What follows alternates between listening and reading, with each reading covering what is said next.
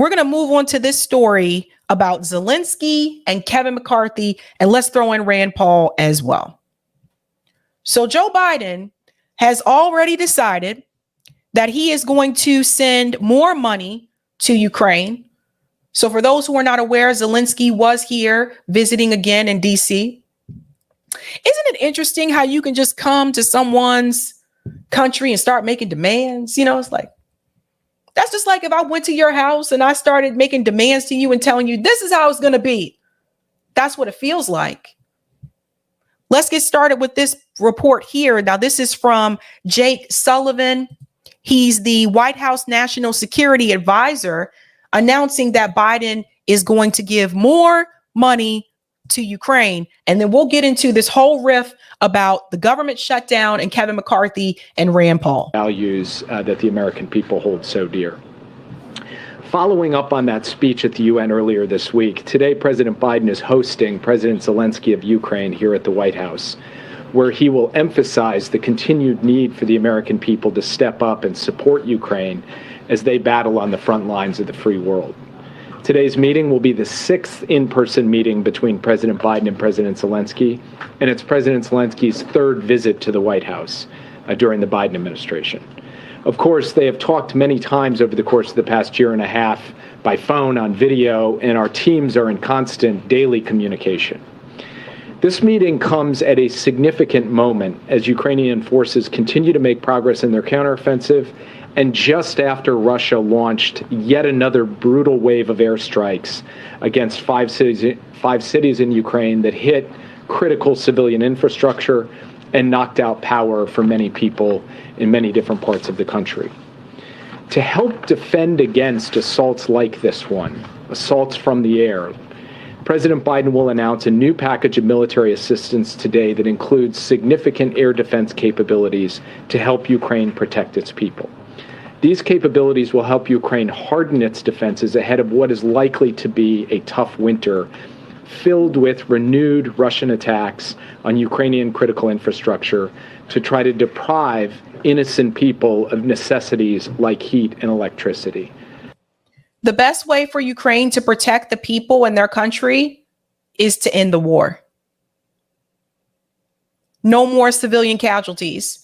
You don't protect the people in your country by having the U.S. government send weapons that's going to poison them and cause birth defects. Because President Putin cannot achieve his objectives on the battlefield, he is reduced to and is resorting to attacks that are intended to plunge ordinary people's lives into cold and darkness. And we are going to do everything working with the Ukrainians to make that task more and more difficult for Russia to be able to pull off. Let me tell you something, people. Even if the electricity attack didn't happen, they were going to give Zelensky this money anyway. They were going to give him the money regardless if this happened or not. This is just another reason for them to say, this is why we have to give them money this time. Because they know people are starting to become angry. The package the president will announce today will also include weapons and equipment to help Ukraine maintain its momentum in the counteroffensive. That includes additional ammunition for U.S.-provided HIMARS systems, anti-armor capabilities, artillery ammunition, and more DPICMs, which have helped Ukraine make gains and, crucially, also helped Ukraine defend against counterattacks.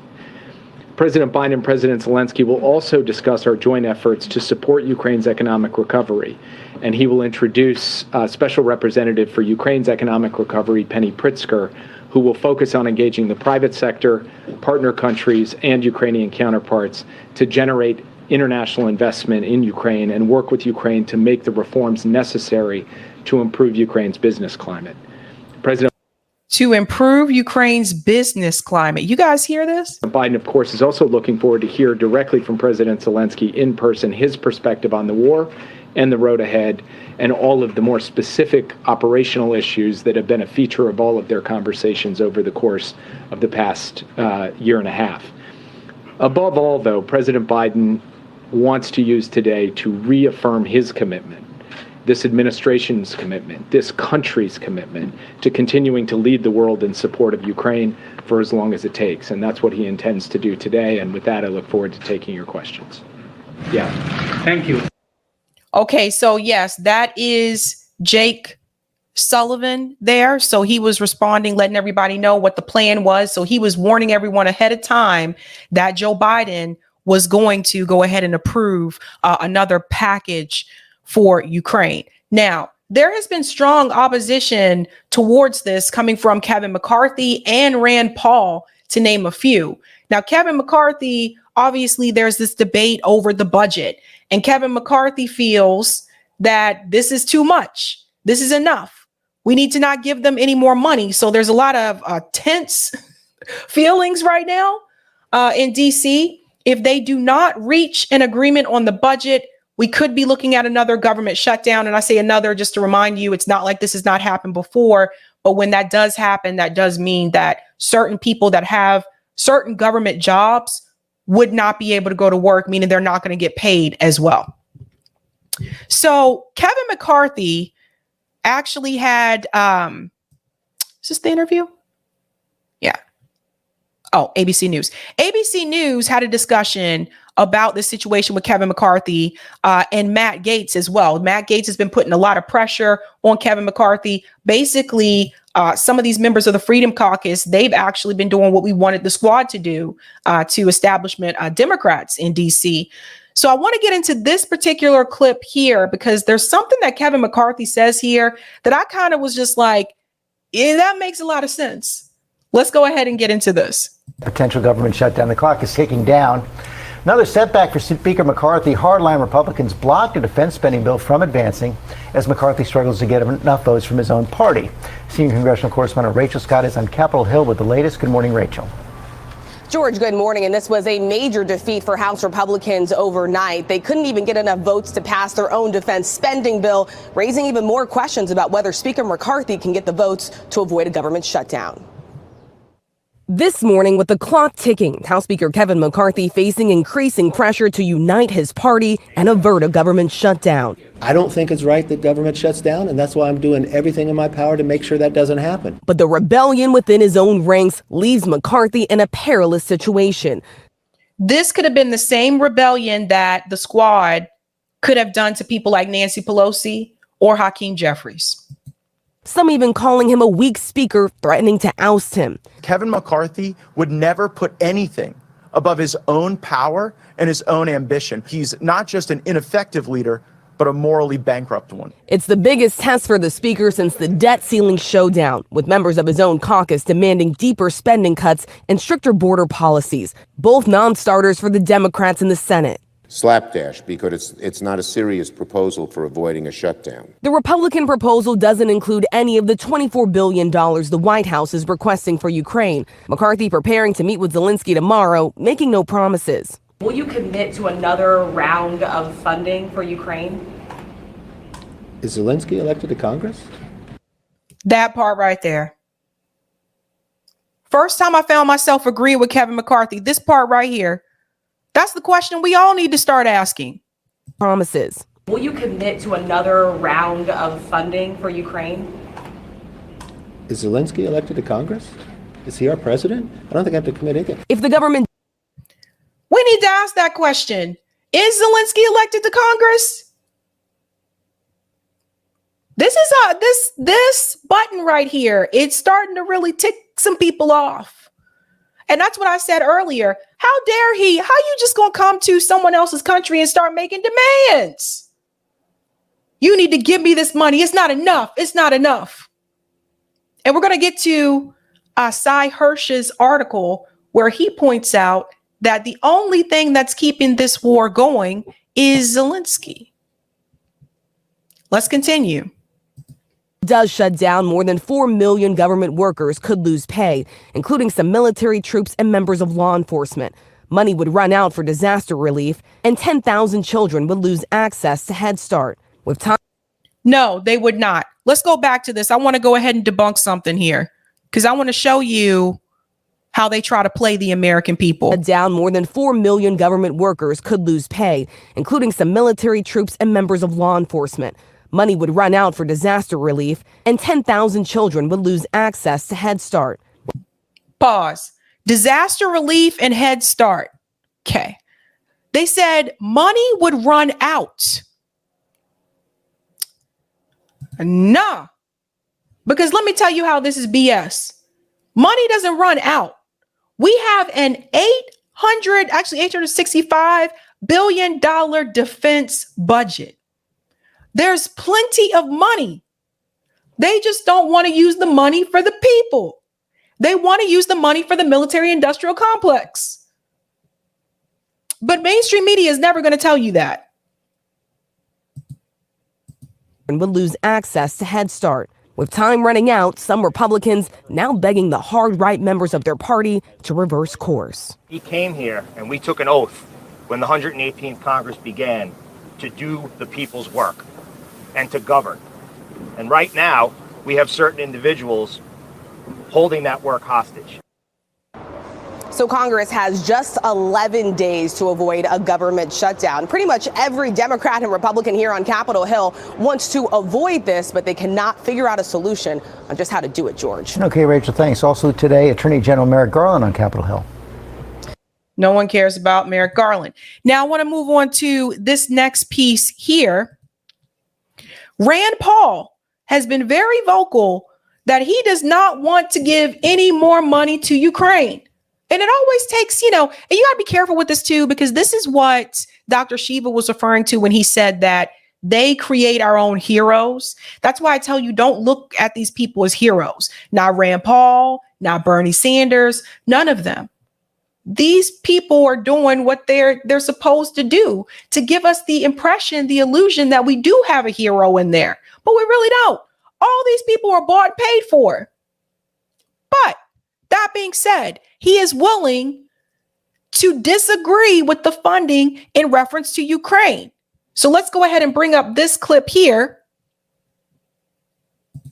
People have had enough. There's also this incredible story about an American journalist, Gonzalo Lira. He's reportedly right now in prison in Ukraine on allegations of spreading Russian propaganda. I don't understand this, that Joe Biden could approve $113 billion of money to Ukraine, and yet he has not tried to get this American journalist out of prison there. How is that possible? It's even worse than that, Maria. They've canceled the elections. What kind of democracy has no election? So next year, Zelensky said he's not going to have an election because it would be inconvenient during the war and would be expensive. Well, the thing is, if you don't have elections, why in the world would we be supporting a country that's not a democracy? Didn't think I would agree with Rand Paul, but that is a question we all need to ask. Zelensky has made the decision not to have elections in Ukraine. That's not democracy. So to his point, why is the U.S. government supporting a country that doesn't have democracy? Isn't that something that they all care about? Doesn't like Ro Khanna and all of these other, dim politicians that brag and say we need to protect our democracy, isn't like that supposed to be their thing? So why are we supporting a country that no longer has a democracy, people? Let's continue. They've banned the political parties. They've invaded churches. They've arrested priests. So, no, it isn't a democracy. It's a corrupt regime. And are the Russians any better? No, the Russians are worse. But at the same time, we don't always have to pick some side to be on. But the ultimate reason I'm against this is we don't have the money. And when we borrow more money, it leads to more inflation, leads to more likelihood of recession in our country. And so we just can't keep doing it. Now, I have to disagree with him when he says, again, we don't have the money. MMT, modern monetary theory, tells us that is not true. The government prints money. But to that point there, notice he called them corrupt. That's what we got to do. Just call it what it is. It's corruption. Now, speaking of corrupt, Zelensky, recently in this interview, MSNBC, he is trying to warn people. He said this could be a threat of World War III. He said Putin will be the cause of the World War III. He's the threat. But when we get to this article from Cy Hirsch, you will see that it is Zelensky who's keeping the war continuing. They've already lost. There's no winning this. They've already lost. And here he comes to DC and asks for more money. More money for what? Let's get into this. Grim warning there from Ukraine's President Zelensky on accused war criminal Russian President Putin's strategy to simply wait it out, wait for more political instability right here in the U.S. as he looks to advance his own interests while being aided in the public information and propaganda space by a high-profile snub from the top Republican in the House. Kevin, sorry I gave away my speakership to Matt Gaetz and Marjorie Taylor Greene, McCarthy. Politico reports that McCarthy and Zelensky will not have a one-on-one meeting when the Ukrainian president comes to Washington, D.C. this week, and offers some reporting on why that is. Politico reports this, quote, the notion of moving any Ukraine aid has appeared on the litany of grievances the hard right is using to threaten McCarthy's speakership.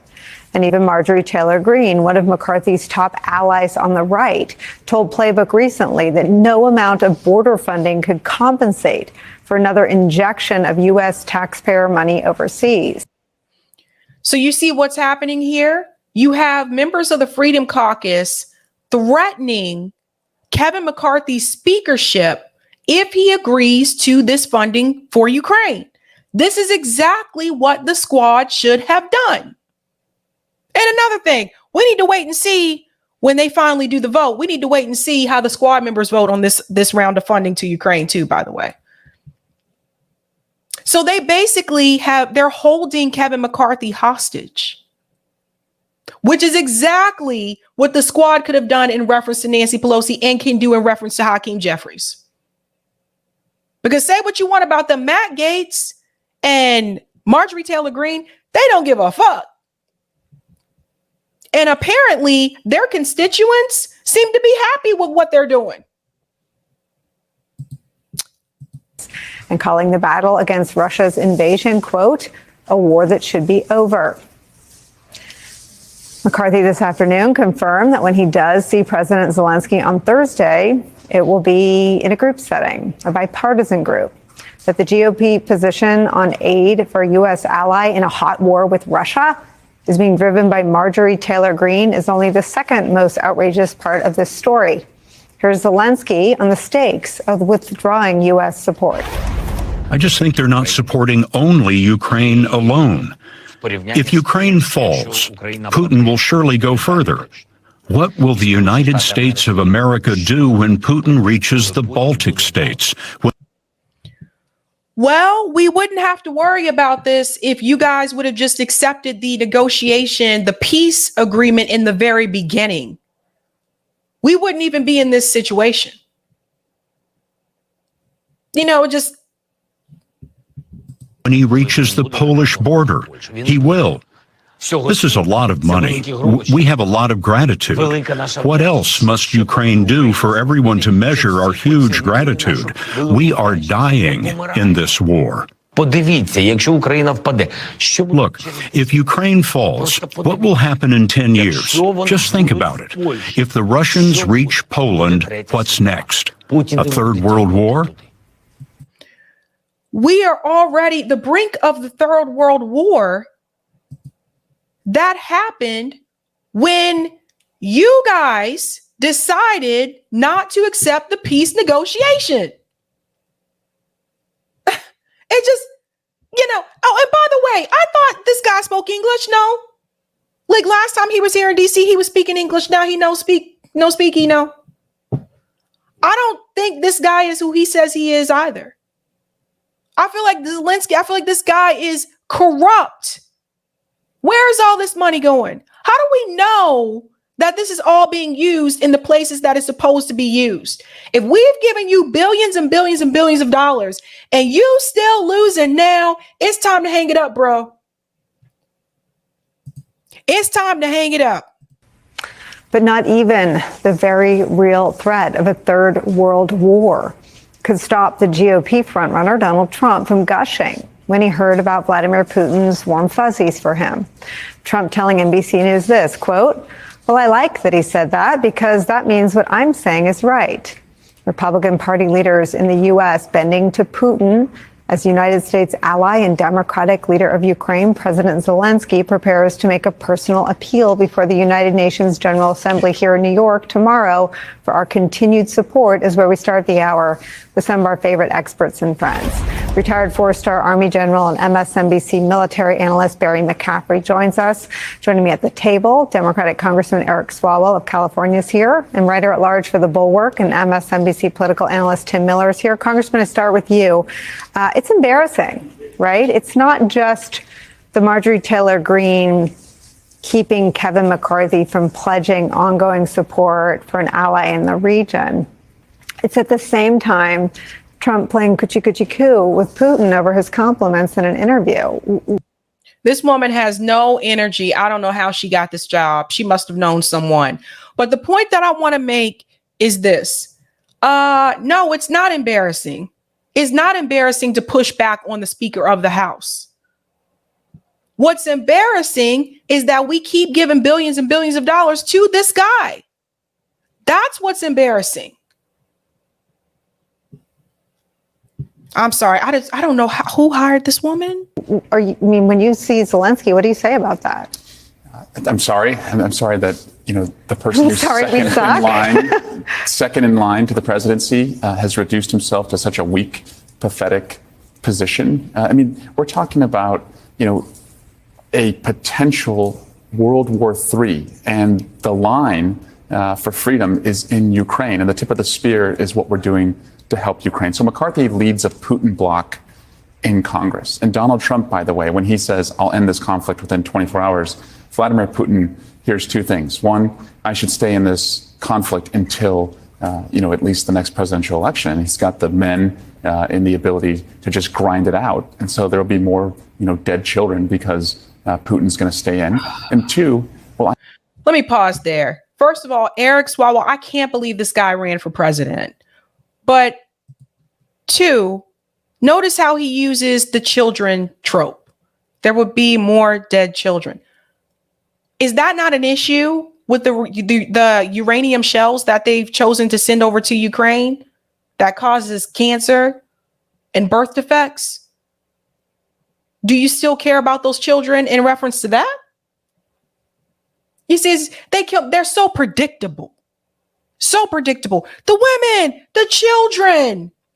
We would not be in this situation if it was not for the rejection of the peace agreement in the very beginning. NATO escalated this war. That is why we are on the brink of a World War III. This is why we call for peace. And anyone with a sound mind would be calling for peace right now. No one wants escalation. Let's get back to these things. Who blew up the Nord Stream pipeline? Let's think about what we're really supposed to believe here. We're really supposed to believe that Russia destroyed their own pipeline. And if it wasn't for that article and that reporting by the Gray Zone where they discovered that boot down at the bottom of the ocean, would the Washington Post have written that article that said, oh, it looks like it could have been U.S. Navy or Ukraine that actually blew up this pipeline? No, really?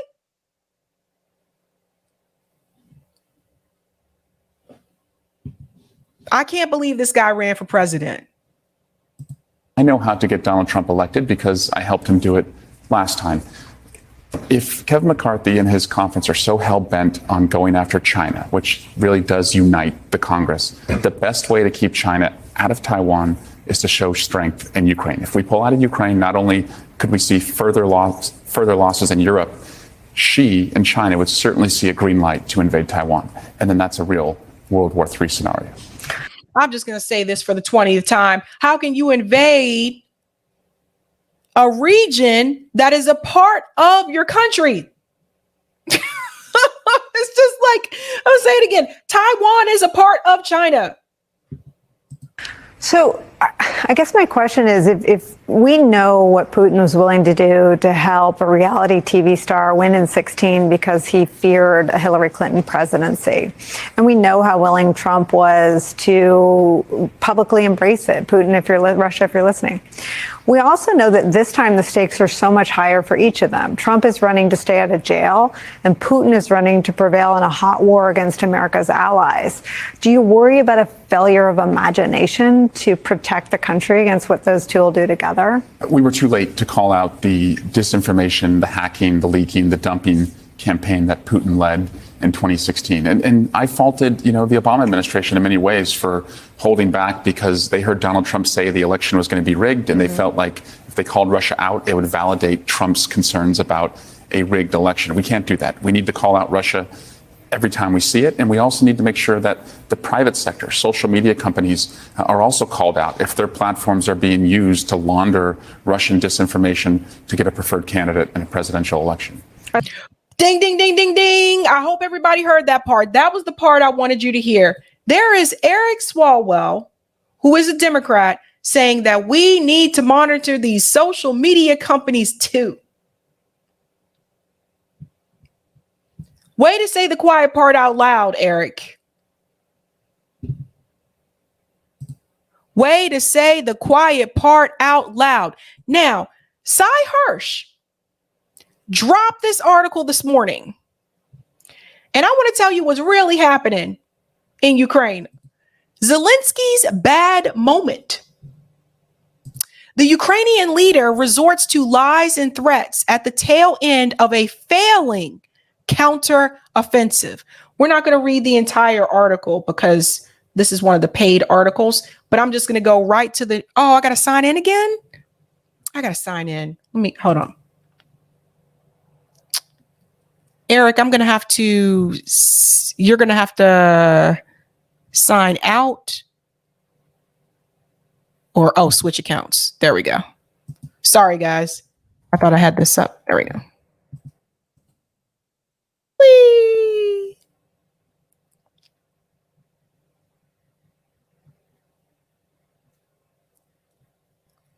All right. Oh, I don't know what just happened there. Let me just switch my account. There we go. All right. And it says go to my email. I hate you have to do this double verification stuff. See the number that we sent to your email. And I'm like, bruh.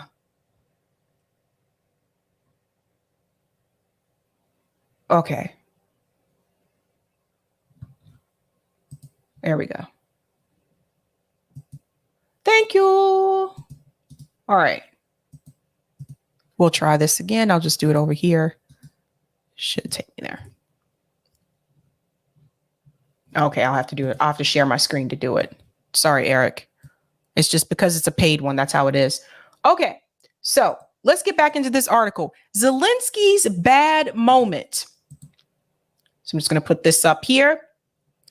And I'm going to make it larger. All right. Zelensky's bad moment. Listen to this. There are significant elements in American intelligence community relying on field reports and technical intelligence who believe that the demoralized Ukraine army has given up on the possibility of overcoming the heavily mined three-tier Russian defense lines and taking the war to Crimea and the 4 oblasts seized and annexed by Russia. The reality is that Zelensky's battered army no longer has any chance of a victory. See, this is the stuff you got to hear. The war continues, I've been told by an official with access to current intelligence, because Zelensky insists that it must. There is no discussion in his headquarters or in the Biden White House of a ceasefire, and no interest in talks that could lead to an end to the slaughter. It's all lies, the official said, speaking of the Ukrainian claims of the incremental progress in the offensive that has suffered staggering losses while gaining ground in a few scattered areas that the Ukrainian military measures in meters per week. Let's be clear, the official said. Putin did a stupid and self-destructive act in starting the war. He thought he had a magical power and that all that he wanted was going to work out. Russia's initial attack, the official added, was poorly planned, understaffed, and led to unnecessary losses. He was lied to by his generals and began the war with no logistics, no way of resupplying his troops. Many of the offending generals were summarily dismissed. Now let's go here. I'm going to jump to this part right here. There were some early Ukrainian penetrations in the opening days of the June offensive, the official said, at or near the heavily trapped first of Russia's 3 formidable concrete barriers of defense. And the Russians retreated to succor them in, and they all got killed after weeks of high casualties and little progress, along with horrific losses to tanks and armored vehicles. Major elements of the Ukrainian army, without declaring so, virtually canceled the offensive. The 2 villages that the Ukrainian army recently claimed as captured are so tiny that they couldn't fit between the 2 Bermashov signs, referring to billboards that seem to be on every American highway after World War II. Let's scoot down here. Just going to jump ahead here. I have reported for many weeks on long-standing disagreement between the CIA and other elements of the intelligence community on the prognosis of the current war in Ukraine. CIA analysts have consistently been far more skeptical than their counterparts at the Defense Intelligence Agency on the prospect for Ukraine's success. The American media has ignored the dispute, but the London headquartered economists, whose well-informed reporters do not get bylines, has not.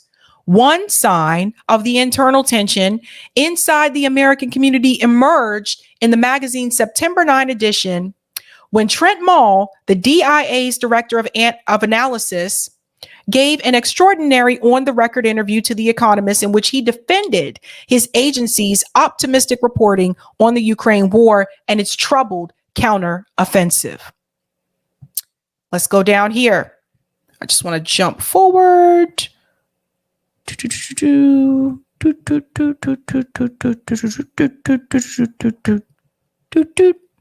President Biden, in his earlier speech to the General Assembly, did not deal with Ukraine's perilous position in the war with Russia, but renewed his resounding support for Ukraine and insisted that Russia alone bears responsibility for this war, ignoring, as the leaders of many developing nations do not, 3 decades of NATO expansion to the east after and the Obama administration's covert involvement in the overthrow of a pro-Russian government in Ukraine in 2014.